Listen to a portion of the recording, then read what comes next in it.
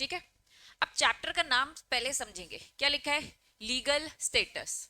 आप सब जानते हो लीगल स्टेटस से मतलब ये क्या कह रहा है, हमारी कंपनी का लीगल अलग से अस्तित्व है क्या, in the I of the law. क्या हम कंपनी को अलग मानते हो और कंपनी के मेंबर्स को अलग मानते हैं, हाँ। मतलब क्या मैं इसे कॉर्पोरेट पर्सनालिटी बोल सकती हूँ, सेपरेट लीगल एंटिटी बोल सकती हूँ, ये इसी कंसेप्ट को समझाएंगे लीगल स्टेटस, ठीक है। तो अलग अलग केसेस हम ये समझेंगे। नेक्स्ट क्या लिखा है, टाइप्स ऑफ रजिस्टर्ड कंपनी। इन्होंने यहाँ पे टाइप्स बनाए थे, लेकिन हमने इससे पहला जो चैप्टर पढ़ा है उस चैप्टर में हमने ना बहुत सारी कंपनी की डेफिनेशंस पढ़ी थी।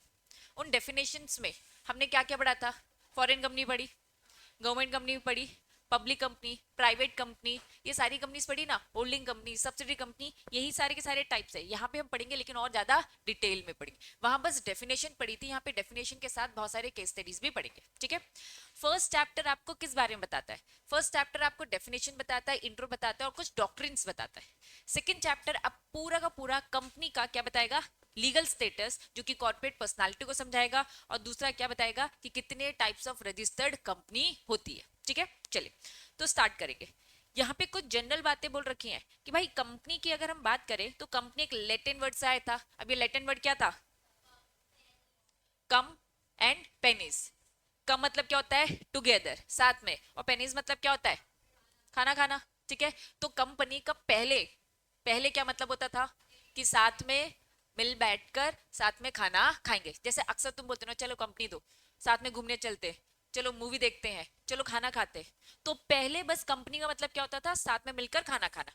अब लेकिन लोगों को क्या लगा कि सब लोग मिल रहे हैं, एक बिजनेसमैन की तरह अगर मैं सोचूं तो एक बिजनेसमैन क्या सोचता है कि भाई जहां पे ज्यादा लोग की गैदरिंग होगी तो चलो वहां पे हम बात करना चालू कर देते हैं, वहां पे हमारा प्रमोशन होना चाहिए, वहां पे अच्छे अच्छे बिजनेस माइंड वाले लोग मिलेंगे तो चलो वहां पे हम लोग बातें करें। तो धीरे धीरे पहले लोगों ने खाना खाना चालू किया, फेस्टिवल्स फेस्टिवल्स में मिलते थे, फिर वहां पे लोगों की गैदरिंग होती थी, एक दूसरे से बात करते थे, डिस्कशन होते थे, और साथ में खाना वाना भी, साथ में पार्टी भी हो जाती थी। लेकिन धीरे धीरे उन्हें क्या लगा कि बिजनेस डिस्कशन बहुत ज्यादा क्रूशियल होते जा रहे, उसमें पार्टी का अगर माहौल होगा तो हम इंपॉर्टेंट बातें डिस्कस नहीं कर पाएंगे। तो उन्होंने अलग से एक बिल्डिंग बनाया, एक ऑफिस बनाया, और बोला कि भाई ये हमारी कंपनी है जिसमें हम इंपॉर्टेंट बातें डिस्कस करेंगे। अदरवाइज फॉर एग्जाम्पल साथ में बैठ के खाना खा रहे, डिस्कशन होता था। लेकिन धीरे धीरे धीरे धीरे अलग से हमने क्या किया, एक जगह बना दी जहां पे बैठ के हम क्या करेंगे, बस बिजनेस से रिलेटेड बातें करेंगे। तो कंपनी एक्चुअल में आया कहां से, ये पूरी कहानी उन्होंने यहाँ पर बताई। तो जो कुछ भी मैंने अभी बताया तो यहाँ पे वही कहानी लिखी है। क्या लिखा है, merchant took the advantage of the festive gathering, जो भी मैंने बातें बताई कि सारे बिजनेसमैन ने क्या सोचा कि सब लोग मिल रहे हैं तो चलो यहाँ पे हम बातें करें, ठीक है। नाउ डे कंपनी क्या बन चुका है आज की डेट में, एक ऑर्गेनाइजेशन, एक अलग से जगह बन चुका है जहां पे आगे पास हम क्या करेंगे, इंपॉर्टेंट बातें डिस्कस करेंगे, ठीक है।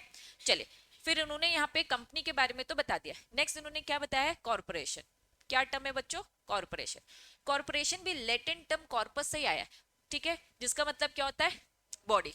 वापस कॉर्पोरेशन, जैसे भी मैंने बोला कंपनी कहां से आया, कंपनी कहां से आया, लैटिन वर्ड कम प्लस पेनिस, ठीक है।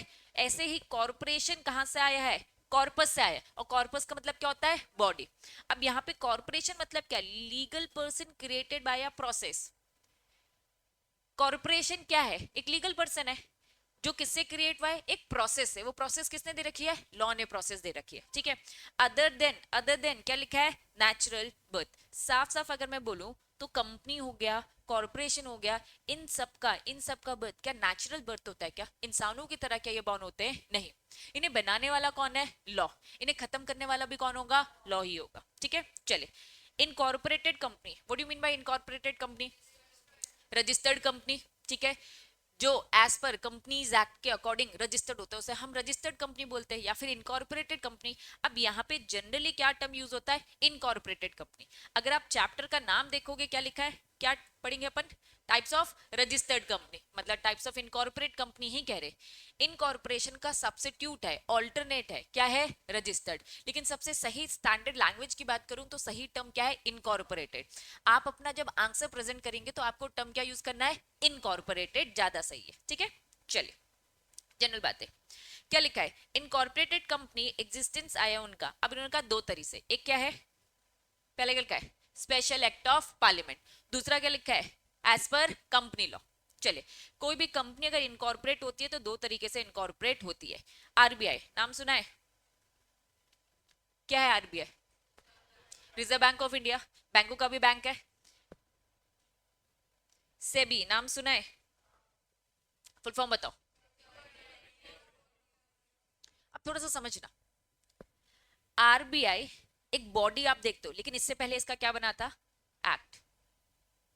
रिलायंस कंपनी का कोई एक्ट है? टाटा कंपनी कोई एक्ट है? आरबीआई का एक एक्ट है, मतलब आरबीआई एक्ट है और फिर उन्होंने क्या बनाया, एक बॉडी बनाई, एक बॉडी बनाई। ठीक है, ऐसे ही सेबी क्या है? सेबी क्या है? एक एक्ट है। ऐसे ही आपका इंस्टीट्यूट क्या है? आईसीएसआई क्या है? आपका खुद का एक्ट क्या है? Company secretary act 1980। आपका पहले एक्ट बना, मतलब लोकसभा में पास हुआ, राज्यसभा में पास हुआ, फाइनली प्रेसिडेंट ने साइन किया, उन्होंने बनाया एक्ट, और एक्ट के अंदर लिखा था कि हम एक बॉडी कॉर्पोरेट बनाएंगे, हम एक कंपनी बनाएंगे। तो आईसीआईसीआई क्या है? एक कंपनी। ऐसे ही पहले आरबीआई एक्ट कानून पास हुआ और उस आरबीआई एक्ट में लिखा था कि हम क्या बनाएंगे, आरबीआई एक कंपनी बनाएंगे, आरबीआई भी एक कंपनी है। ऐसे ही क्या है, सेबी पहले एक्ट पास हुआ, फिर क्या बनी, company. Bombay stock exchange, national stock exchange. ठीक है बच्चों, एलआईसी का नाम सुना है ना? इसका भी खुद का एक एक्ट है।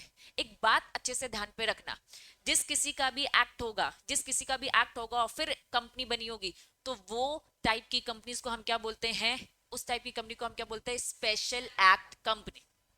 रिलायंस कंपनी का पहले कोई एक्ट पास नहीं हुआ, ये नॉर्मल उसने क्या फॉलो किया है? Companies act. Infosys, Tata, MRF, जितनी भी कंपनीज है, क्या उनका खुद का एक्ट बना है क्या? अगर पहले किसी का एक्ट बना है उसे हम क्या बोलते हैं? By the act of parliament. तो कंपनी ना दो तरीके से आपको दिखेगी। एक कंपनी इनकॉर्पोरेट होगी, कैसे इनकॉर्पोरेट होगी? By the special act of, ठीक है, पार्लियामेंट। और फिर दूसरा क्या लिखा है? एज पर कंपनीज एक्ट, कंपनी लॉ। ठीक है, पब्लिक कॉर्पोरेशन, जैसे कि इन्होंने एग्जाम्पल दे रखा है, एग्जाम्पल में क्या लिखा है? Life insurance company. दूसरा एग्जाम्पल क्या दे रखा है? एसबीआई। एसबीआई बैंक ना, कंपनी है ना, उसका खुद का एक एक्ट भी है। तो कुल मिलाकर जिसका एक्ट होगा, कानून होगा और फिर कंपनी बना होगा, उस कंपनी को हम क्या बोलेंगे? स्पेशल एक्ट वाली कंपनी बोल सकते हैं। ठीक है, तो आपका इंस्टीट्यूट क्या हो जाएगा? स्पेशल एक्ट वाली कंपनी हो जाएगा। ठीक है, तो अब आपको पता कैसे चलेगा? जो आपको पता है ऑलरेडी, जैसे एसबीआई पता है, सेबी पता है, आरबीआई पता है, ये तो पता है ना। तो जो पता है वो तो आपको अपने नॉलेज में रखना ही रखना है, और रिसर्च करते जाओगे उतनी आपको नॉलेज है ना मिलती जाएगी। चलिए, फिर उन्होंने दूसरा क्या लिखा है? ये सारी चीजें स्पेशल एक्ट से बनी है। नेक्स्ट, कंपनीज लाइक, एग्जांपल क्या दे रखा है? टाटा स्टील।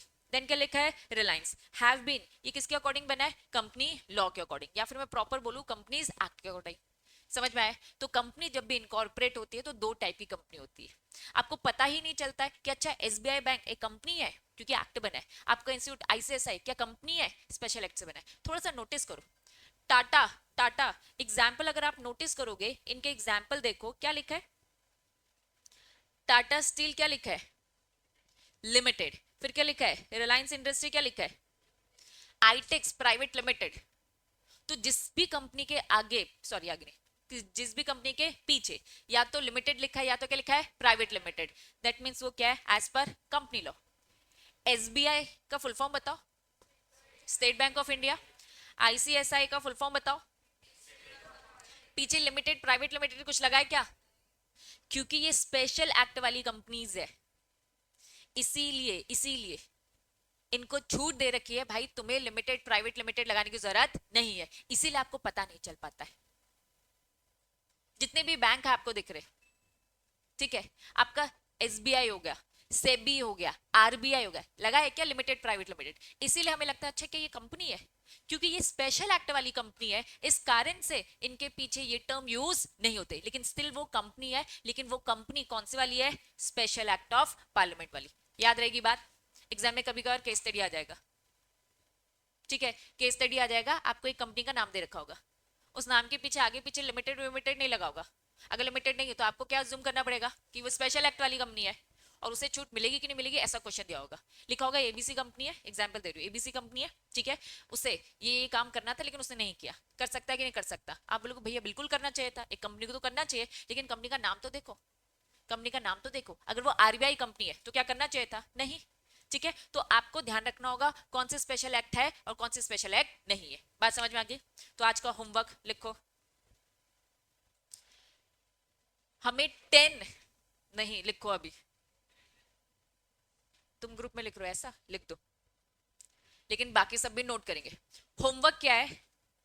10 स्पेशल एक्ट वाली कंपनी की मुझे लिस्ट चाहिए, जिसमें ट्राई करेंगे फेमस कंपनी के नाम आए, ठीक है, जो आपने सुने हो। ट्राई करेंगे टॉप 10 ऐसी कंपनीज लेके आएंगे जो आपने सुने हो और आपको पता चले कि अच्छा ये भी कंपनी था, ठीक है। चलिए, तो कंपनी इनकॉर्पोरेट होती है दो तरीके से, कंसेप्ट समझ में आया? एक स्पेशल एक्ट और आपका as per company law, done. चलिए, नेक्स्ट डेफिनेशन। ये डेफिनेशन तो हम कब से पढ़ रहे हैं? From the first chapter. Company क्या है? कंपनी मींस क्या है? Incorporate under this act. This act मतलब कंपनीज एक्ट 2013। आपका पूरा जो सब्जेक्ट है वो कंपनीज एक्ट 2013 है, तो इन्होंने कहा कि भैया दिस एक्ट और under any previous company law. पुराने टाइम पर 1956 भी होता था और भी बहुत सारे होते थे। डेफिनेशन तो वैसे ही सेम है। चलिए बढ़ेंगे आगे। ये सब एक बार रीड करेंगे, ये एक ही बात को अलग अलग तरीके से बता रहे हैं। कंपनी का मीनिंग हम जनरल मीनिंग, लीगल मीनिंग, बहुत सारे मीनिंग होते हैं, बस अलग अलग लोगों ने अपनी तरफ से कंपनी का मीनिंग दिया। जैसे कि लास्ट वाला रीड करो, कंपनी एक एसोसिएशन है, पर्सन, ठीक है, United for the common object. सब लोग मिलकर क्यों आए हैं? ताकि एक कॉमन ऑब्जेक्ट को अचीव कर सके। कॉमन ऑब्जेक्टिव जनरली क्या होता है? प्रॉफिट, पैसा कमाना, ठीक है। तो सब लोगों ने अपनी अपनी डेफिनेशन दी है ना। आपको एक बार रीडिंग तो करनी चाहिए। नीचे आ जाओ, very important. Company is created bye, बनाया किसने? खत्म कौन करेगा? साफ ये लिखा है। बनाया अगर लॉ ने है तो खत्म भी, डिसॉल्व भी कौन करेगा? लॉ ही करेगा। इस बात को हमेशा से याद रखना, ठीक। चलिए बढ़ेंगे आगे। एक केस दे रखा है, प्रताप रेड्डी का केस है। आ जाओ, थोड़ा सा समझना। टेंडर समझते? टेंडर क्या होता है? बताओ जरा, टेंडर क्या होता है? कंस्ट्रक्शन से रिलेटेड गवर्नमेंट टेंडर ओपन करता है। गवर्नमेंट टेंडर ओपन करता है। फॉर एग्जाम्पल चलो, ये कंस्ट्रक्शन का एक काम दिख रहा है आपको, ठीक है, इंफ्रास्ट्रक्चर का काम दिख रहा है, फ्लाईओवर बन रहे। गवर्नमेंट ने एक टेंडर निकाला, मैं गवर्नमेंट, तुम लोग सारे के सारे कॉन्ट्रैक्टर है ना, ठेकेदार, जो बोलना है तुम लोग को, अपने आप को बोलो, बिल्डर विल्डर जो बोलना है, ठीक है। अब मैं गवर्नमेंट हूँ, मुझे यहाँ से एक सड़क बनवानी है भाई, ठीक है। अब मैं तुम लोगों से मांगूंगी टेंडर। टेंडर भरो, मूवीज तो देखा होगा ना, टेंडर भर रहे, टेंडर भर रहे। तो किसी एक को मैं सिलेक्ट करूंगी इस सड़क को बनाने के लिए। अब खुद सोचो, गवर्नमेंट क्या चाहती है? कम से कम पैसे में, वेरी गुड, गवर्नमेंट क्या चाहती है? कम से कम पैसे में ये रोड बने, क्योंकि मुझे तो पैसे देने पड़ेंगे ना। मुझे रोड बनाना है, फॉर एग्जाम्पल 1 करोड़ का ये पूरा मुझे काम करवाना है, ठीक है। कोई बोलता मैं 1 करोड़ में करके दूंगा, कोई बोलता है 1 करोड़ में नहीं, मैं 1 करोड़ से कम में करके दूंगा, कोई बोलता नहीं मुझे तो 1.5 करोड़ लगे, कोई बोल रहा है 2 करोड़, 4 करोड़, 10 करोड़। गवर्नमेंट के पास से पैसे जाने वाले हैं, क्योंकि आप सड़क बनाकर दोगे तो मुझे पैसे देने पड़ेंगे। तो सरकार की मेंटालिटी क्या होती है कि हम क्या करेंगे? क्या करेंगे? कम से कम जो टेंडर भरेगा। तो इसने बोला भैया मैं 1 करोड़ में, इसने बोला मैं 90 लाख में, एक ने बोला 95, एक ने बोला 80 लाख, किसी ने बोला 1.5 करोड़, किसी ने 2, 10 करोड़। बच्चों, मैं किसको सिलेक्ट करूंगी? मैं किसको सिलेक्ट करूंगी? जिसका सबसे कम अमाउंट का होगा। तो गवर्नमेंट ऐसे टेंडर ओपन करती है। लेकिन टेंडर में बस यही चीज नहीं होती है, टेंडर में और भी 10 चीजें होती है। वो 10 चीजें क्या है बच्चा? Terms and condition. Terms and condition ये होती है कि भाई मैं टेंडर टेंडर भरने के लिए एलिजिबल वही है जो इंजीनियर हो, जिसे सड़क बनाने का 10 साल का एक्सपीरियंस हो। क्या बात समझ में आ रही है? तो हमारी कुछ टर्म्स एंड कंडीशन भी होगी। तो गवर्नमेंट ने ऐसी टर्म्स एंड कंडीशन रखी, और गवर्नमेंट ने ये भी टर्म्स एंड कंडीशन रखी कि भैया टेंडर वही बने जो कंपनी हो। वापस, इसकी एक फर्म थी, इसकी एक पार्टनरशिप फर्म थी, ठीक है, इसकी एक कंपनी है, इसका सोल प्रोप्राइटरशिप है, ठीक है। अब इन तीनों ने टेंडर भरा। मेरी टर्म्स एंड कंडीशन क्या है? 10 साल का एक्सपीरियंस, तीनों को 10 साल का एक्सपीरियंस था, ठीक है। लेकिन मेरी दूसरी कंडीशन क्या थी? कि भैया एक कंपनी है जो टेंडर भरे, जो कंपनी नहीं है वो टेंडर ना भरे। भैया तीनों ने टेंडर भरा, तो ये दोनों तो क्या हो गए? इनएलिजिबल हो गए। एलिजिबल कौन है? जिसने, जो कंपनी है। तो गवर्नमेंट की ऐसे टर्म्स एंड कंडीशन होती है। गवर्नमेंट ने एक और कंडीशन डाली कि भैया गारंटर लेकर आओ, तुम अगर नहीं बना पाए तो, तुम अगर नहीं बना पाए तो भाई तुम्हारे बदले में कोई और आकर बनाएगा। तो सब अपना अपना क्या लेकर आए? गारंटर। तो बस मैं आपको ये बताने चाह रही हूँ कि एक सिचुएशन है, मैं गवर्नमेंट हूँ, मुझे सड़क बनानी है, सड़क बनाने के लिए तुम सब की एप्लीकेशन आएगी, हम करेंगे हम करेंगे हम करेंगे, इसे हम बोलते हैं टेंडर, इसे हम क्या बोलते हैं टेंडर। आपने टेंडर भरा, अब जब आप टेंडर भरोगे तो मैं किसी एक को ही एक्सेप्ट करूंगी, लेकिन मैं उसे एक्सेप्ट करूंगी जो मेरी सारी टर्म्स एंड कंडीशन फुलफिल करेगा। इस केस में यही हुआ, इस केस में ये हुआ, notice inviting tender by the state, notice tender by the state of कौन सा, तेलंगाना। मतलब किसकी गवर्नमेंट थी, स्टेट गवर्नमेंट थी तेलंगाना की। तेलंगाना की स्टेट गवर्नमेंट ने साफ बोला था, बिडर, बिडर कौन है, आप लोग बिडर कहलाओगे, जो बिड करते, बिड मतलब इन्विटेशन एंड ऑल, ठीक है, आप लोग बिडर हो, आपने अपनी अपनी एप्लीकेशन डाली कि हम इतने इतने में भरेंगे, लेकिन साफ इट मस्ट बी, गवर्नमेंट ने टेंडर के लिए क्या बोल रखा था, या तो कौन देगा, इंडिविजुअल, इंडिविजुअल मतलब क्या है, इंसान, कोई अगर सोल हो सकता है, या फिर क्या लिखा है slash company, cannot be, cannot be include, क्या लिखा है फर्म, फर्म को साफ मना किया, ठीक है। तो जो फर्म थी उसको सरकार ने क्या कर दिया, रिजेक्ट कर दिया, और फिर केस जाता है, ठीक है, ऑब्वियसली कौन जीतेगा केस, गवर्नमेंट जीतेगी, क्योंकि गवर्नमेंट ने टर्म्स एंड कंडीशन में साफ बोला था, या तो इंडिविजुअल देगा या तो क्या कौन देगा, कंपनी देगा, फर्म को अलाउड नहीं है, लेकिन एज अ फर्म उन्होंने क्या कर रखा था, अप्लाई करके रखा था, जो कि गवर्नमेंट ने क्या कर दिया, साफ रिजेक्ट। हम पढ़ क्या रहे हैं बच्चों, हम क्या पढ़ रहे हैं, हम पढ़ रहे भैया कंपनी क्या है, कंपनी की नॉर्मल डेफिनेशन दी, कंपनी मतलब वही कंपनी जो कंपनीज एक्ट में है, या फिर कंपनीज एक्ट के कोई भी पुराने एक्ट में हो। अब कोई भी फर्म एरा गैरा, कोई भी फर्म आकर अगर कोई एप्लीकेशन देता है तो हम एक्सेप्ट नहीं करेंगे, क्योंकि फर्म हमारी कंपनीज एक्ट के अकॉर्डिंग रजिस्टर्ड नहीं हुई। बात समझ में आ गई? हम्म, बढ़ेंगे आगे। नेक्स्ट हेडिंग क्या लिखा है, लीगल स्टेटस की बात करेंगे। कंपनी का क्या है, कंपनी का क्या है, एक आर्टिफिशियल बॉडी है, साफ लिखा है आर्टिफिशियल जुडिशियल पर्सन, कोर्ट की नजरों में ये अलग से एग्जिस्ट करती है, इसकी खुद की प्रॉपर्टी होती है, इस पे केस किया जा सकता है। कंपनी को केस करना है भाई, कंपनी भी केस कर सकती है।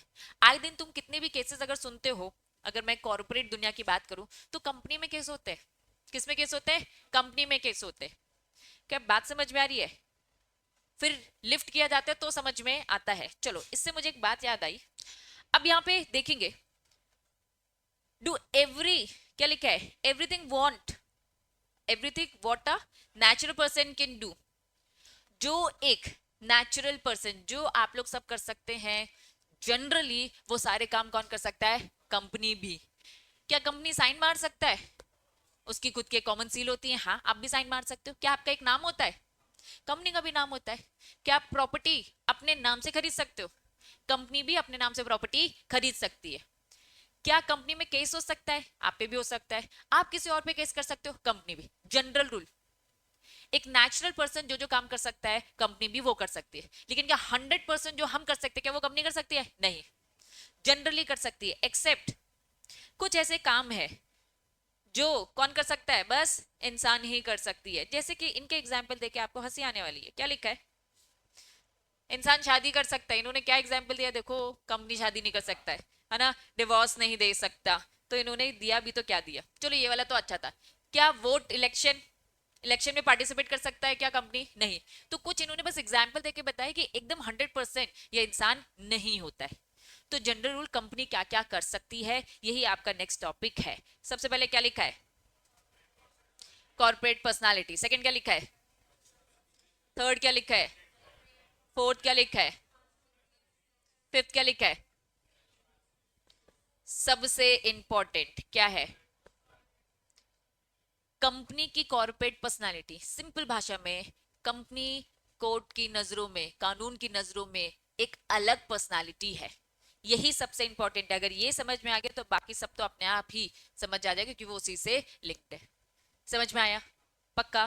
तो चलिए देखते हैं ये हमें क्या बताने वाले।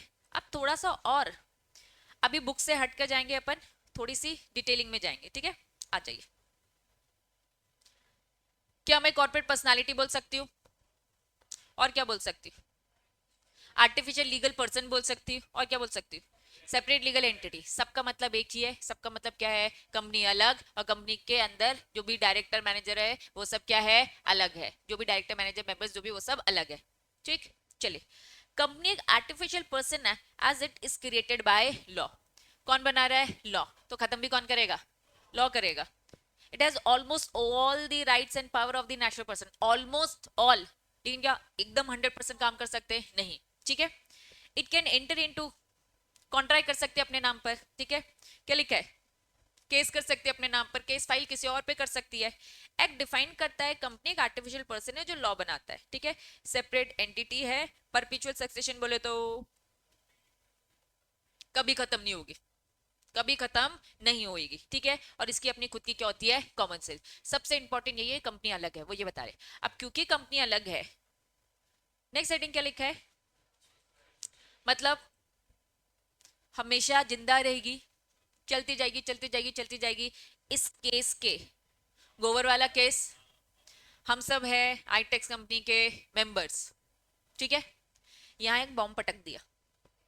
ठीक. सब खत्म, मैं भी खत्म, तुम भी खत्म, डायरेक्टर खत्म, मेंबर खत्म. क्या कंपनी भी खत्म हो गई?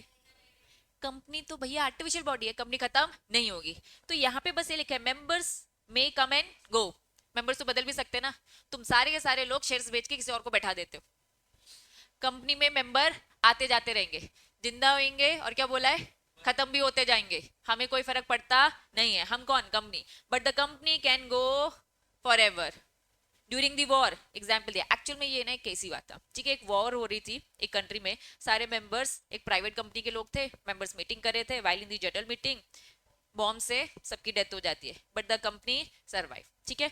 नॉट इवन, क्या लिखा है, हाइड्रोजन बॉम्ब भी डिस्ट्रॉय नहीं कर सकता. अब देखो समझो, कंपनी में तो सब खत्म हो गया ना, है तो ये आर्टिफिशियल बॉडी. अब इस मीटिंग में तो कोई था ही नहीं. ठीक है. सबके सब आ गए, खत्म हो गए अब कंपनी में. तो तुम्हें भी तो लग रहा होगा यार कंपनी तो खत्म होगी. बच्चा, कंपनी का कोई एम्प्लॉय होगा जो शायद इसमें नहीं होगा. एम्प्लॉय की बात करो, छुट्टी में होगा, है ना. फॉर एग्जाम्पल हम सब खत्म हो जाते हैं. रक्षिता दी बेचारी मीटिंग में नहीं आई थी. रक्षिता दी एम्प्लॉय है. रक्षिता दी क्या है? एम्प्लॉय. ठीक है. अब मालिक है. ठीक है. तो रक्षिता दी को आरओ से एक लेटर भेजेगा कि हमने आपको समय दिया, 2 महीने, 4 महीने, 5 महीने, 6 महीने दिया. आप क्या करो, नए डायरेक्टर को अपॉइंट करो. आप क्या करो, नए मेंबर्स को लेके आओ. मेंबर्स कौन होंगे? लीगल हायर से होंगे ना. शेयर्स है ना, शेयर भी प्रॉपर्टी है ना. आपकी प्रॉपर्टी आपके लीगल हायर्स को मिलेगी. बात समझ में आ रही है? तो समय दिया जाएगा सारी फॉर्मेलिटी करने का. कंपनी वापस से जिंदा हो गई, मतलब कंपनी मरी ही नहीं थी. हाँ ऑब्वियसली बिल्डिंग खत्म. हम तो क्या कह रहे, पेपर में आरओसी के रजिस्टर्ड ऑफिस में रजिस्टर है. क्यों बोला उसे registered ROC, register of company क्यों बोला है? क्योंकि उनके पास क्या एक रजिस्टर है. उस रजिस्टर का, है ना, कवर रेड कलर का है. रेड कलर का ही क्यों है? बात सच है, दीमक नहीं लगता है. ठीक है. लेकिन आज के टाइम पे कहां तुम्हें फिजिकल रजिस्टर दिख रहा है यार, सब सिस्टम में. ठीक है. तो कुल मिलाकर नाम वहां है, यहां कैसे खत्म होगा? बात समझ में आ रही है? पक्का. चलो. तो इनकॉर्पोरेटेड कंपनी नेवर डाई. साफ क्या बोल दिया है, एक कंपनी जो इनकॉर्पोरेटेड है कभी खत्म नहीं हो सकती. एक्सेप्ट खत्म तो होगी भाई. कौन खत्म करेगा कंपनी को? लॉ. Wind up. ठीक है. लॉ ने पैदा किया, लॉ ही मारेगा इसे. That's it. चलिए अब आ जाओ, क्या लिखा है समझना. हम सबने बिजनेस किया, और बिजनेस कर कर कंपनी, आईटेक्स कंपनी के तुम लोग मेंबर, तुमने पैसा दिया. ठीक है. आईटेक्स कंपनी ने इधर उधर लगाया और बदले में आपको डिविडेंड दिया. बदले में आपको क्या दिया? डिविडेंड. उस डिविडेंड मतलब क्या मिला? कैश मिला ना तुम्हें. उस कैश से तुमने अपनी प्रॉपर्टी खरीदी भाई. आईटेक्स को भी तो प्रॉफिट हुआ ना. आईटेक्स ने प्रॉपर्टी अपनी खुद की खरीदी. समझना, कंपनी की प्रॉपर्टी अलग है जो उसने अपने प्रॉफिट से, है ना, खरीदी है, अपने नाम पर खरीदी है. अब इसमें था मेंबर. मेंबर को भी प्रॉफिट का एक पार्ट मिला, डिविडेंड मिला. उसने डिविडेंड से अपनी प्रॉपर्टी खरीदी. तो ये दो अलग प्रॉपर्टी है. कंपनी की प्रॉपर्टी अलग और मेंबर की प्रॉपर्टी क्या है? अलग. थोड़ा सा समझो. कंपनी की सिचुएशन आ चुकी है दिवालिया वाली. अब भाई यहाँ पे क्रेडिटर की एंट्री होती है. क्रेडिटर बोलते मुझे पैसे दे पैसे दे. ये क्रेडिटर पैसे किससे मांग रहा है? कंपनी से मांग रहा है. तो कंपनी क्या करेगा? अपनी प्रॉपर्टी को बेचेगा, अपनी प्रॉपर्टी को बेचेगा और क्या करेगा? क्रेडिटर को उसका लोन चुकाएगा. क्या वो हमारे पास आ रहा है? क्या नहीं. क्या मेंबर मेंबर अपनी प्रॉपर्टी को दे रहा है वहां सेट ऑफ करने के लिए? नहीं. तो कल को अगर कंपनी खत्म होती है, कंपनी का प्रॉपर दिवालिया निकल जाता है, कंपनी के बच्चे बुच्चे एसेट्स होते हैं, उसे बेचकर पैसे की रिकवरी की जाती है, तो इन्होंने कहा कि भाई कंपनी तेरी खुद की प्रॉपर्टी थी ना, उसी प्रॉपर्टी को बेच और लोन को चुका. तो साफ बोला है सेपरेट प्रॉपर्टी है. हम क्यों बोलते हैं कि कॉर्पोरेट व्हील है दोनों के सामने, हमने इससे पहले वाले चैप्टर में समझा था, कंपनी और मेंबर डायरेक्टर के सामने क्या है, एक कॉर्पोरेट व्हील थी। ये कॉर्पोरेट व्हील क्या है कि भाई अगर यहां से कोई लाइबिलिटी आती है तो लाइबिलिटी इस दीवार से टकरा के वापस कहां जाएगी, कंपनी। लोन किसको मिला था, लोन किसको मिला था, चुकाएगा भी कौन, तो साफ लिखा है भैया अपनी प्रॉपर्टी बेचना, उससे चुका लेना, तेरी प्रॉपर्टी अलग होती है। बात समझ में आ गई। चलिए, साफ लिखा है, no member can claim himself to owner of the company's property. कोई भी मेंबर आके नहीं बोलेगा ये प्रॉपर्टी मेरी है। फॉर एग्जाम्पल आईटेक्स के ये जो ये फर्नीचर ये किसकी प्रॉपर्टी, आईटेक्स की कि मेरी होगी, पिंकी मैम की होगी कि भैया आईटेक्स की होगी। अगर हमें सब बेच बाज के निकलना है तो क्या मैं झगड़ा करूंगी, नहीं नहीं फर्नीचर मैं लूंगी, नहीं नहीं ये सिस्टम मैं लूंगी बहुत महंगा, ये टीवी मैं लूंगी, ये टीवी किसकी है, आईटेक्स की। हम इसको हाथ तो लगा सकते हैं, हाथ तो लगा ही सकते हैं है ना, लेकिन क्या अपना बोल सकते हैं इसे, क्या नहीं बोल सकते। ये कंपनी की ही प्रॉपर्टी है। बात समझ में आ रही है। अब मान लो हमें सब बंद करना है, हम कह रहे हैं अब हमें पढ़ाना नहीं, अब हमें नया बिजनेस करना है, तो हम क्या करेंगे, पूरा बेचेंगे।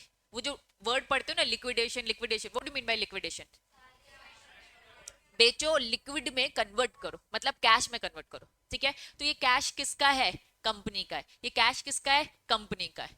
कंपनी, अब हम एज अ कंपनी कहीं और इसका इन्वेस्टमेंट कराएंगे, इसको हम हाथ भी नहीं लगा सकते। वो बोलने वाली बात है, हाथ तो लगाएंगे, ठीक है, लेकिन हाँ ये कंपनी का हक है, हम डायरेक्टर मेंबर्स का हक नहीं होता। हाँ, हम पूरा बेच रहे लेकिन कंपनी बिक रही है, हम नहीं बिक रहे, हम तो एम्प्लॉय होंगे। डायरेक्टर एम्प्लॉय होता है, हमेशा याद रखना, डायरेक्टर क्या होता है, एम्प्लॉय होता है। मालिक कौन होता है, मेंबर। मालिक कौन होता है, शेयर होल्डर, मेंबर। लेकिन ये बस बातें हैं, अपनी प्रॉपर्टी का मालिक तो कौन है, कंपनी खुद है। डिसीजन लेते वक्त बस हमें आपसे पूछते रहना है, ठीक। चलिए क्या लिखा है, कंपनी के शेयर्स, तुम लोग शेयर होल्डर हो, क्या तुम किसी और को बेचना चाहते हो, अपने शेयर्स बेच सकते हो। लेकिन अगर आपकी कंपनी प्राइवेट कंपनी है तो बेच सकते हो, बेच सकते हो, लेकिन कंडीशन है, कंडीशन क्या है, पहले आपको अपने आजू बाजू वाले मेंबर से पूछना पड़ेगा, ठीक है, कि भाई इस रूम से बाहर किसी को आप नहीं दोगे जब तक आप यहाँ पर किसी को ऑफर ना करो। अगर यहाँ पे किसी ने भी आपका ऑफर एक्सेप्ट नहीं किया है फिर आप जाओगे बाहर। एक होता है प्राइवेट कंपनी, एक होता है पब्लिक कंपनी। पब्लिक कंपनी को बोला भैया तुम फ्री हो, जिसको बेचना है बेचो, अपने बाजू वाले को बेचना है बाजू वाले को बेचो, बाहर बेचना है बाहर बेचो। लेकिन प्राइवेट कंपनी, भैया प्राइवेट कंपनी में गिनती के 10 लोग हैं और ये 10 के 10 नहीं चाहते कि कोई और 10 के अलावा कोई पर्सन आए। तो पूछ लो ना यार एक बार, या तो वही खरीद लेंगे, अगर वो नहीं चाहते तो खरीद ले, अगर वो नहीं चाहते कोई और आए तो वो खरीद ले, ठीक है। अगर वो नहीं खरीद सकते तो अपनी ये चाहत भी ना रखे कि कोई और ना आए, सीधे से फिर हम तो बाहर बेचेंगे। तो बेच तो दोनों सकते हैं, क्या दोनों बेच सकते हैं, दोनों सेल करते हैं अपने शेयर्स, हाँ। लेकिन एक बोलता है कंडीशन और दूसरा क्या बोलता है, फ्री। नेक्स्ट हेडिंग बताओ क्या लिखा है। अगर मैंने आपको नहीं पढ़ाया, आपका कॉन्ट्रैक्ट आईटेक्स से हुआ है, आप कोर्ट में जाके क्या केस करोगे, आईटेक्स के नाम पर, टीचर पे नहीं करोगे। आईटेक्स टीचर को अलग से पकड़ेगी वो बात अलग है, लेकिन आपका केस जो रजिस्टर्ड होगा किस नाम पे होगा, कंपनी, ठीक है, आईटेक्स के नाम पे। अब आईटेक्स को अगर तुमसे फीस लेनी है, तुमने पढ़ लिया और फीस नहीं दिया, तो आईटेक्स क्या करेगी, तुम पे केस करेगी, आईटेक्स करेगी, मैं नहीं करूंगी, रॉकी सर नहीं करेंगे, अभिषेक सर नहीं करेंगे। तो कुल मिलाकर कंपनी अलग है, उस पर केस किया भी जा सकता है और वो केस कर भी सकती है। बात समझ में आ गई। अब ये इंपॉर्टेंट चीज अगर हमने पढ़ ली है तो अब आपकी बुक में ना इसी चीज को केस के थ्रू समझाया है, थोड़ा सा लेंदी लेंदी करके समझाया है, लेकिन हाँ आपको कुछ इंटरेस्टिंग बातें मिलेंगी। इन बातों को पढ़ना इसीलिए जरूरी है क्योंकि एग्जाम में ना केसेस फॉर्म में आ जाते हैं। तो ये सारी चीजें हमने पढ़ ली, अब थोड़ा सा ध्यान देंगे। कॉर्पोरेट पर्सनालिटी, अब बस रीड आउट करना है। पहला क्या लिखा है, कंपनी की कॉर्पोरेट पर्सनालिटी मतलब वो क्या कर सकती है, उसका खुद का नाम होता है और वो खुद ही अपने अकॉर्डिंग एक्ट करती है, ठीक है। नेक्स्ट क्या लिखा है, एसेट क्या है, सेपरेट है, उनके मेंबर्स अलग, मतलब मेंबर्स की प्रॉपर्टी अलग और कंपनी के नाम की प्रॉपर्टी अलग। मैंने आईटेक्स में ही काम करके मैंने अच्छा बिजनेस किया, अच्छा पैसा कमाया और मैंने अपनी जमीन खरीदी, तो वो जमीन मेरी पर्सनल प्रॉपर्टी है, ठीक है। या फिर आईटेक्स के ही नाम से हमने एक प्रॉपर्टी खरीद ली, तो प्रॉपर्टी आईटेक्स की है, हमारी नहीं है। तो एक पर्सनल प्रॉपर्टी अलग होती है और कंपनी की प्रॉपर्टी अलग होती है। क्या लिखा है, कंपनी अलग है मेंबर से। कंपनी क्या करती है, उधार लेती है। एसबीआई बैंक से आईटेक्स ने लोन लिया है, तो क्या बोल रहा है, डेट इनकर कर रहा है, बोरो कर रहा है मनी, हैव इसका खुद का बैंक अकाउंट होगा।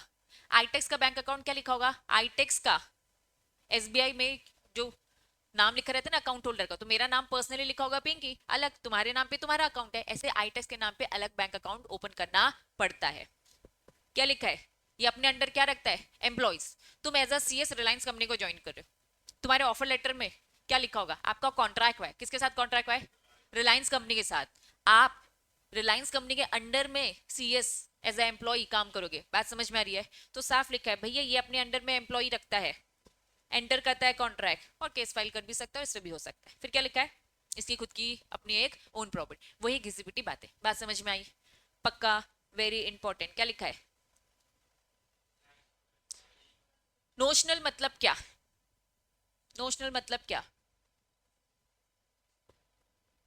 कंपनी का शेयर होल्डर, एक तरीके का किस टाइप का ओनर है, नोशनल ओनर है। बोले तो क्या मीनिंग लिखा है, दिमाग में बस है कि भैया तुम ओनर हो, ओनर हो तो क्या इनकी प्रॉपर्टी को टच भी कर सकते हो, बस। वो जो हम बोलते हैं ना मालिक है, किसी भी कंपनी का शेयर खरीद लिया तो तुम्हें लगता है वाह मालिक बन गए हम तो, बच्चा प्रॉपर्टी को हाथ भी नहीं लगा सकते तुम लोग।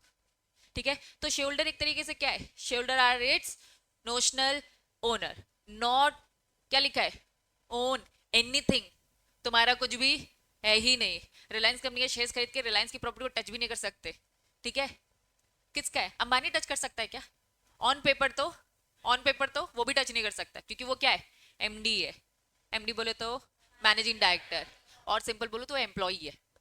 रिलायंस कंपनी के अंदर वो एज ए एम्प्लॉय काम करता है, तो ऑन पेपर तो वो भी हाथ नहीं लगा सकता। क्यों बोल रही हूँ ऑन पेपर,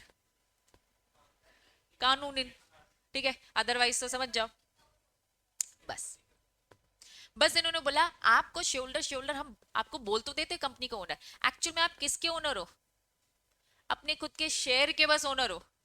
वो जो आपने 10 रुपए का शेयर खरीदा है ना, वो 10 रुपए के शेयर के ओनर हो तुम। अब तुमने लाखों के शेयर खरीदे तो आप किसके ओनर हो, अपने शेयर के ओनर हो, उस लाखों के शेयर के ओनर हो, कंपनी के तो ओनर आप नहीं हो। ये बस दिमाग में है कि भाई वो बचपन से हम लोग पढ़ते हैं, 11th 12th से पढ़ते ना, शेयर होल्डर तो भाई ओनर होता है भाई, वाह। अब छोटे होते हो ना, अब बड़े हो जाओ, किसके ओनर हो, अपने खुद के शेयर सर्टिफिकेट के ओनर हो। कंपनी तो अलग है, कंपनी की प्रॉपर्टी तो अलग है। ठीक है, चलो। तो साफ यहाँ पे लिखा है shoulder can not be held. क्यों उन्होंने बोला भैया तुम्हें ओनरशिप क्यों नहीं दी है, क्यों नहीं दी है, क्योंकि आपने लाइबिलिटी भी तो नहीं ली है। अगर आप ओनर हो, बैंक आता है लोन का पैसा वापस मांगने, और कंपनी अगर नहीं चुका पा रही तो क्या आप अपने पॉकेट से दे रहे हो, जब आपने रिस्पॉन्सिबिलिटी नहीं ली है तो भैया ओनरशिप कहां से लोगे। तो इसीलिए हमने ना तुम्हें ओनरशिप दी और ना ही आपको क्या दी, रिस्पॉन्सिबिलिटी दी। बात समझ में आई, तो ना एसेट्स होंगे आपके और ना ही लाइबिलिटी। बात समझ में आई, आप ओनर किसके हो, अपने खुद के शेयर्स के। अब तुम 11th 12th के बच्चों को समझाने मत लग जाना, उनके समझ में नहीं आने वाले ये बात। ठीक है, वो नादान है, उनकी नादानी है ना, थे अब ठीक हो गए हो। ठीक है, तो लिखा है इवन इट्स होल्ड एंटायर, पूरे 100% शेयर्स मेरे पास है।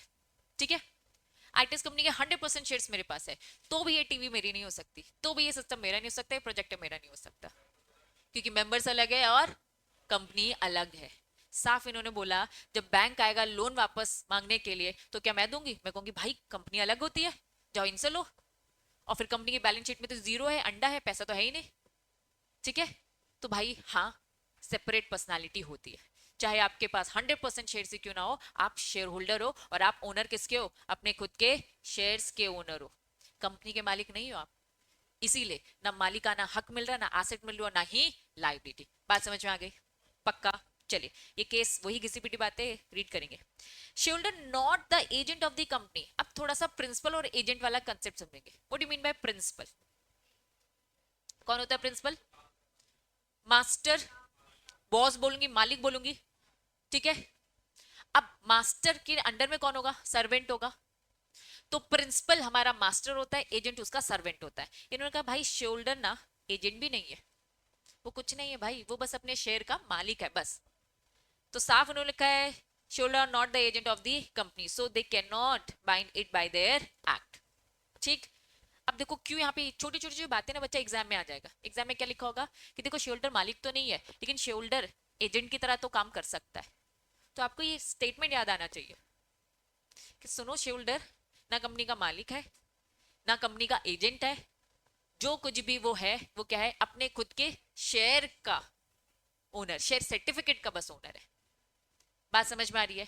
क्यों प्रिंसिपल एजेंट से मना किया? क्योंकि भैया जो भी सर्वेंट करता है उसके लिए कंपनी लाइबल होती है। इन्होंने कहा भैया शोल्डर कुछ भी करे उसके लिए कंपनी थोड़ा ना लाइबल होने वाली। जब कंपनी लाइबल नहीं होने वाली तो प्रिंसिपल एजेंट का भी रिलेशन नहीं जनरेट होगा। बात समझ में आ रही है? पक्का? चलो, the company does not hold its property as a agent.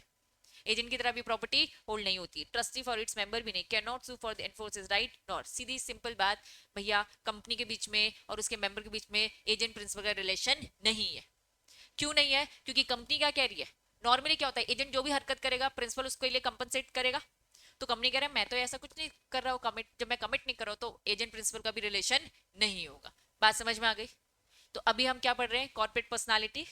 और ये एक लैंडमार्क केस तो याद होगा ही, सोलोमन वर्सेस सोलोमन। क्या है ये सोलोमन वर्सेस सोलोमन केस? कुछ याद आ रहा है? एक सोलोमन था, पारिवारिक कंपनी थी। चलो, सोलोमन का पूरा नाम बताओ, क्या लिखा है? मिस्टर एरॉन, क्या लिखा है? सोलोमन। मैं एक सोलोमन हूं, ध्यान देंगे, मैं एक सोलोमन। ठीक है। मैं कौन सा बिजनेस करती थी? मैन्युफैक्चरिंग। क्या? Leather boot. लेदर बूट का मस्त काम करते थे, खुशी रहते थे। ठीक है। किसी ने आकर मुझे ज्ञान दे दिया। क्या ज्ञान दे दिया? कंपनी बना लो, मार्केट से ना पैसा उठा लोगे।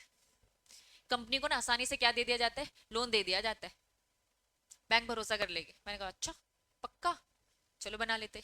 अब कंपनी बनाने के लिए, एक पब्लिक कंपनी को बनाने के लिए कितने लोगों की मिनिमम जरूरत होती है? 7 लोग की जरूरत होती है, मैं तो अकेली। चलो, सोलोमन ने अपनी वाइफ को पकड़ा, फिर बोला भैया एक और डॉटर को ले आओ, और 4 बेटे, टोटल कितने हो गए? 7 सब्सक्राइबर हो गए। तो कंपनी अब बन जाएगी? बिल्कुल बन जाएगी। कोई बाहर का बंदा नहीं है, पब्लिक कंपनी। जबकि पब्लिक कंपनी का मतलब क्या होता है भैया, बाहर के लोगों को भी मिलाओ। ठीक है, पब्लिक। इसने कहा कि भैया पब्लिक अभी तो साथ, हम धीरे धीरे बनेंगे और लोगों को इकट्ठा करेंगे, अभी कंपनी तो फॉर्मेलिटी के लिए हम बना लेंगे। चलिए, अब सोलोमन को, सोलोमन ने अपना बिजनेस दिया, सोल प्रोप्राइटर एज वो काम कर रहा था, लेदर बूट का काम कर रहा था। उसने अपना बिजनेस एक कंपनी बना दी, सोलोमन कंपनी। कंपनी का नाम भी सोलोमन ही रखा। ठीक है। अब मैंने जो अपना बिजनेस था वो ऑन रिकॉर्ड क्या शो किया, बेचा। किसको बेचा? कंपनी को। समझना, ये हमारा सोलोमन है, ये कंपनी है। कंपनी लॉ की नजरों में अलग बन गई है। इसने कहा कि भैया मैं अपना बिजनेस बेच रहा हूँ 40,000 में। कितने में बेच रहा हूँ? अप्रॉक्स बता रही हूँ, डेटा आप लोग एक बार पढ़ेंगे उसे। ठीक है, अप्रॉक्स कितने में? 40,000 में अपना बिजनेस बेच रहा हूँ। अब बदले में सोलोमन को 40,000 मिलने चाहिए थे, बिजनेस बेचा है, बदले में मिलना चाहिए था। इसने कहा कि एक काम करते, मैं देने का अलग अलग तरीका लेता हूँ, मैं आपको शेयर्स देता हूँ। शेयर्स कितने के देता हूँ? कितने का शेयर्स देता हूँ? 20,000 का। आप शेयर सर्टिफिकेट रखो, मतलब इक्विटी होल्डर बन गई है। 20,000 के उसके क्या मिल गए? शेयर्स मिल गए।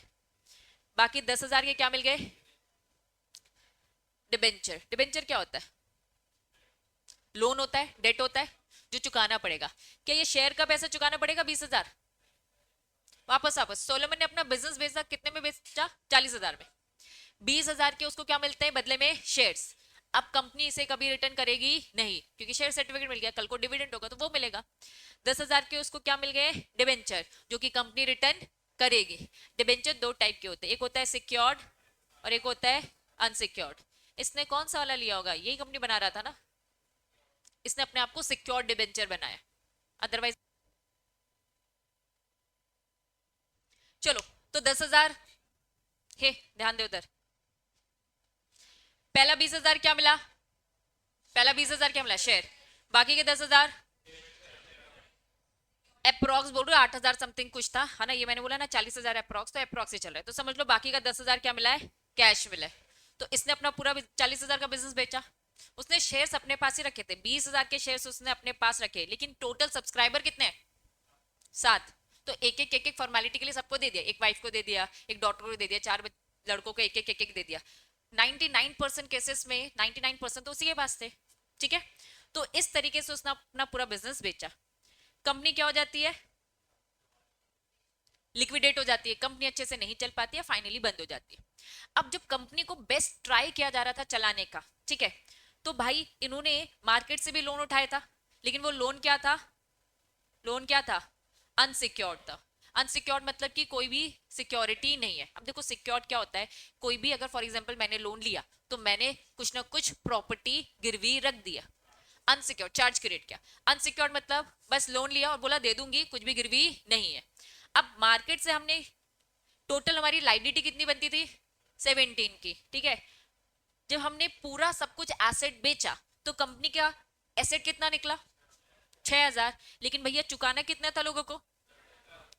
जब इसका बाइफर्गेशन किया तो हमें पता चला भैया 10,000 तो किसके हैं, सोलोमन के, वही 10,000 थे जो अभी तक चुका नहीं पाए थे हम।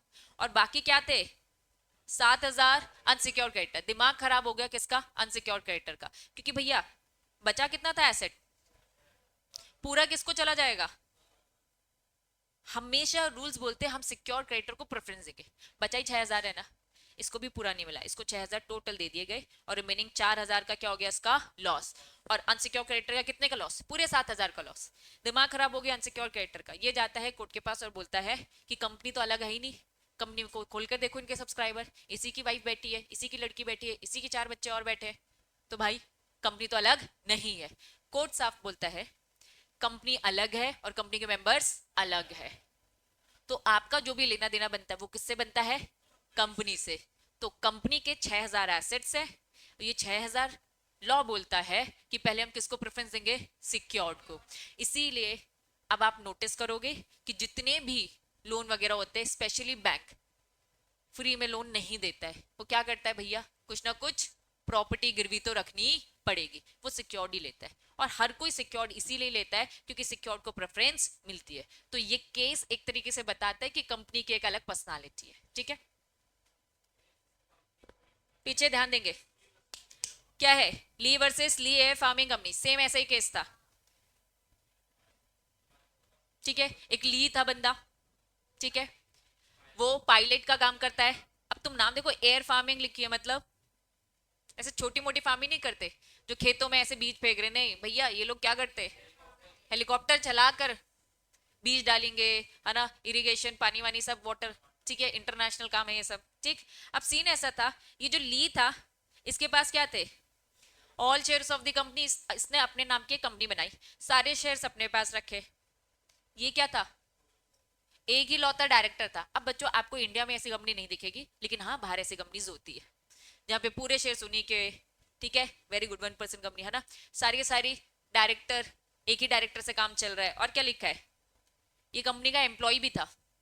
और एम्प्लॉय कैसा था, चीफ पायलट, उसके नीचे और दूसरे एम्प्लॉय थे पायलट का काम करते। अब भाई इसकी डेथ हो जाती है, जब ये एयर फार्मिंग का काम कर रहा था ऑन ड्यूटी, उसकी डेथ हो जाती है, ठीक है। इसकी वाइफ कंपनी से डिमांड करती है, कंपनी मतलब किससे, ली एयर फार्मिंग से डिमांड करती है कि भाई कंपनसेशन दो। रूल्स रेगुलेशंस बोलते हैं अगर कोई एम्प्लॉय की डेथ होती है तो कंपनसेशन देना पड़ेगा। अब बाकी के एम्प्लॉयज बोलने लगते क्यों कंपनसेशन दे, हम नहीं देंगे भैया, यही चीफ एम्प्लॉय था, यही डायरेक्टर था, यही शेयर होल्डर है, तो कंपनी तो इसी की है। केस हो जाता है और कोर्ट डिसीजन देता है। कोर्ट क्या डिसीजन देता है, कंपनी अलग है और ये एम्प्लॉय अलग, आपको कंपनसेशन देना पड़ेगा। बात समझ में आ गई, दो केसेस समझ में आ गए। एक तीसरा केस नाम थोड़ी देर से बताऊंगी, समझना क्या लिखा है। चलिए दो कंपनी में डिवाइड करते हैं, एक तरफ ये कंपनी, एक तरफ ये कंपनी है।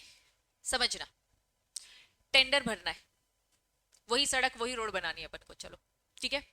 मैंने क्या बोला, मैंने ये बोला कि कंपनी होनी चाहिए, पहली बात तो ये, जो भी ये रोड बनाने का टेंडर भरेगा, सरकार ने बोला क्या होनी चाहिए, कंपनी होनी चाहिए, ठीक है। और कितने साल का एक्सपीरियंस होना चाहिए, 10 साल का एक्सपीरियंस होना चाहिए, ठीक। अब आपकी कंपनी ने टेंडर भरा है और आपकी कंपनी के साथ मर्ज हो जाती है कौन सी, दूसरी कंपनी, समझना। अब दोनों तो अब एक कंपनी हो चुकी है ना, इनको 10 साल का एक्सपीरियंस नहीं था और इस वाली कंपनी को क्या था, 10 साल का एक्सपीरियंस था। लेकिन अब दोनों कंपनी अगर अमलगमेट हो जाती है, मर्ज हो जाती है, तो इस कंपनी का एक्सपीरियंस भी तो इस कंपनी में जुड़ जाएगा ना। वहां जो इंजीनियर था जिसको 10 साल का एक्सपीरियंस था, वो इधर आ गया ना अब, तो आपको भी तो 10 साल का एक्सपीरियंस हो गया। तो केस बोलता है, केस बहुत लंबा खिंचा था। Supreme court recognise that combine experience of the companies, ठीक है, वर्किंग टुगेदर अंडर दी, क्या लिखा है, न्यू कंपनी जो मर्ज होकर बनी थी उस कंपनी का नाम क्या था, न्यू न्यू हॉरिजन लिमिटेड, ठीक है, क्या लिखा है, हॉरिजन लिखा ना, अच्छा होराइजन, ठीक है, new horizon limited.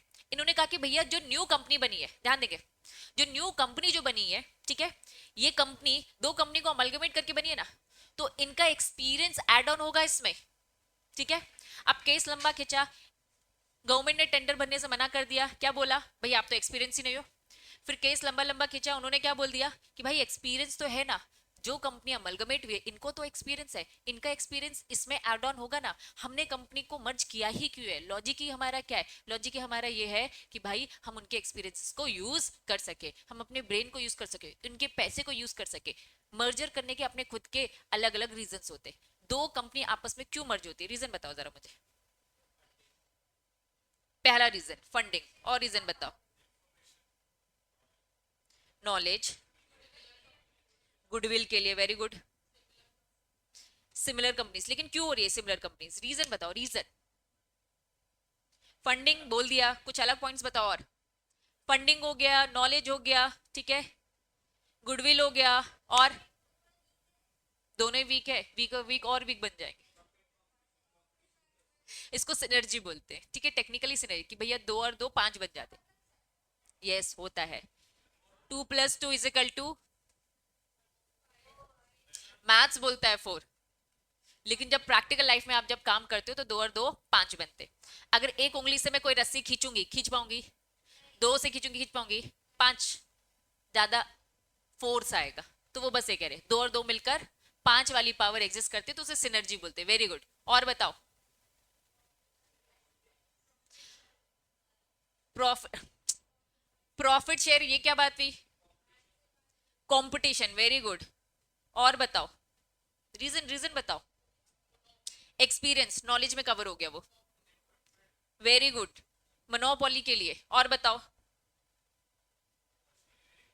Very good, technology, market में एडवांस टेक्नोलॉजी आ गई है, फॉर एग्जांपल आईटेक्स, हम ऑनलाइन प्लेटफॉर्म में नहीं, हम बस फिजिकल पढ़ाते हैं, लेकिन हम क्या करें, अन अकेडमी से हम जाकर ज्वाइन कर लेंगे कि भैया उनके पास टेक्नोलॉजी एडवांस है, तो भैया उनको भी फायदा होना चाहिए, हम कहेंगे हाँ हमें बस आना है, ऐसा नहीं होता, दोनों को फायदा होना चाहिए, जैसे आकाश और बाईजूस, आकाश क्या था, फिजिकली उसको नेक्स्ट लेवल था, लेकिन वो जब कोविड आया उसे ऑनलाइन प्लेटफॉर्म में जाना था, तो दोनों ने आपस में क्या किया, मर्ज किया, तो हम एडवांस टेक्नोलॉजी, या फिर क्या हो सकता है, ग्लोबल मार्केट, रीजन समझ में आ रहा है, दोनों मिलकर डूब गए, ऐसा भी होता है, रिस्की होता है, रिस्की होता है, ठीक है। चलो, यहां पे ये कह रहा है, सुप्रीम कोर्ट ने साफ बोला कि भैया दोनों का एक्सपीरियंस, दोनों का एक्सपीरियंस क्या होगा, यूज किया जाएगा। Decision change, supreme court change the earlier court, high court में देखो पहले गया, एकदम से सुप्रीम कोर्ट ने नहीं दिया था, पहले हाई कोर्ट गया, हाई कोर्ट ने कहा कि नहीं भैया हम एक्सपीरियंस नहीं मानेंगे, लेकिन फाइनली सुप्रीम कोर्ट ने कहा हम तो एक्सपीरियंस को एड ऑन करेंगे। Highlight all the partner expertise in the joint venture should have been consider, इन दोनों का अपना अपना एक्सपीरियंस है, इन दोनों को हम कंसीडर करेंगे। Importance of the team work, the joint efforts share risk by the partner in the venture, they key to provide this. अब मुझे बताओ, हमने यहाँ पे कितने केसेस पढ़े, कितने केसेस देखे, 3 केस देखे। पहला केस क्या थी इसकी स्टोरी, सोलोमन क्या बोला था, सेपरेट आइडेंटिटी बता रहा है, ठीक है। नेक्स्ट केस का नाम बताओ, क्या बताता है ये, सेपरेट आइडेंटिटी, कोर आपको याद रखना है कि सेपरेट आइडेंटिटी होती है। नेक्स्ट, अगर मैं आपकी बुक की बात करूं, बुक में आपको सोलोमन दिख रहा है, अभी आपको इतना लंबा चौड़ा जो ये बोरिंग प्रेजेंटेशन है, बस मैंने आपको इंटरेस्टिंग करके दिया, ठीक है, ये मैंने आपको इंटरेस्टिंग करके दिया, इसको एक बार रीड करेंगे। ली वाला केस दिख रहा है, सेम, एक बार इसे रीड करेंगे, वही चीफ पायलट, ये सारी कहानी दी है। एक और केस है, तीसरा केस क्या दिख रहा है, कंक्लूजन क्या है इसका, कंक्लूजन बताओ इसका, एक्सपीरियंस क्या होगा, एड ऑन होगा। अब बच्चों आपका मैंने अभी एक टेस्ट करवाया, फर्स्ट चैप्टर का टेस्ट हुआ था, उस टेस्ट में ना एक रेलवे एशबरी करके एक लैंडमार्क केस था, किस डॉक्ट्रिन को रिप्रेजेंट करता है वो, डॉक्ट्रिन ऑफ अल्ट्रा वायरस करता है ना, ठीक है। अब जब मैंने आपको केसेस क्वेश्चन की प्रैक्टिस करवाई, तो उन्होंने नाम बस हटा दिया था, कहानी वही रखी थी और कंक्लूजन भी वही होगा। सेम जितनी भी मैं अभी केसेस बता रही हूँ ना, उन केसेस में एग्जाम में ऐसे भी होते हैं कि आपको नाम नहीं बोलेंगे लेकिन पूरे फैक्ट्स एग्जैक्टली सेम दे दिए जाएंगे और आपसे बस पूछा जाएगा कंक्लूजन, तो कंक्लूजन सेम ही रहेगा। तो इसीलिए आप कुछ केसेस के तो नाम के साथ सारी चीजें याद रखेंगे और कुछ अगर नाम याद भी नहीं रहेगा तो कंक्लूजन आपके लिए मस्ट है, क्योंकि कंक्लूजन आपको पता रहेगा कि इन केसेस में इन फैक्ट के साथ ये कहानियां होती है। बात समझ में आ रही है? पक्का? तो इसको भी एक बार रीड करेंगे, इन 3 केसेस को बुक से आराम से अच्छे से रीड करेंगे। और यहाँ पे मैं ले रही हूँ थोड़ा सा पॉज। आज हमने पढ़ा, फटाफट सबसे पहले हमने शुरुआत कहां से करी? चैप्टर का नाम, चैप्टर का नाम बताओ ज्योतिष का, यही रहे। चैप्टर का नाम क्या है? Legal status and type of registered company. अभी हम इस पूरे चैप्टर को 2 पार्ट में डिवाइड करेंगे। पहला लीगल स्टेटस। लीगल स्टेटस में हम क्या पढ़ रहे? कंपनी की कॉर्पोरेट पर्सनालिटी के बारे में ही पढ़ रहे। हमने कंपनी की कॉर्पोरेट पर्सनालिटी पढ़ी, बनाया कंपनी ने, खत्म कंपनी ने किया, ठीक है, सारे कैरेक्टर्स इसको ऊपर से देखा। अब बस क्या ये हेडिंग पढ़ी बड़ी नहीं लग रही? कंपनी क्या है? आर्टिफिशियल, रीड कर लोगे, आर्टिफिशियल पर्सन है। कंपनी क्या है? इनविजिबल है, इनटेंजिबल है, और क्या लिखा है? लॉ की नजरों में एग्जिस्ट करती है। क्या लिखा है? क्या लिखा है? कंपनी के खुद के बहुत सारे राइट्स है लेकिन साथ में क्या है? ड्यूटीज भी है। बात समझ में आ रही है? रीड करने का तो बच्चों नोट्स में दिलवा दूंगी। हमने आज एक एक कैरेक्टरिस्टिक्स को कंप्लीट तरीके से पढ़ा, दैट वाज कॉर्पोरेट पर्सनालिटी। अब बाकी के कैरेक्टरिस्टिक्स नेक्स्ट क्लास में करेंगे। आज की सभा समाप्त।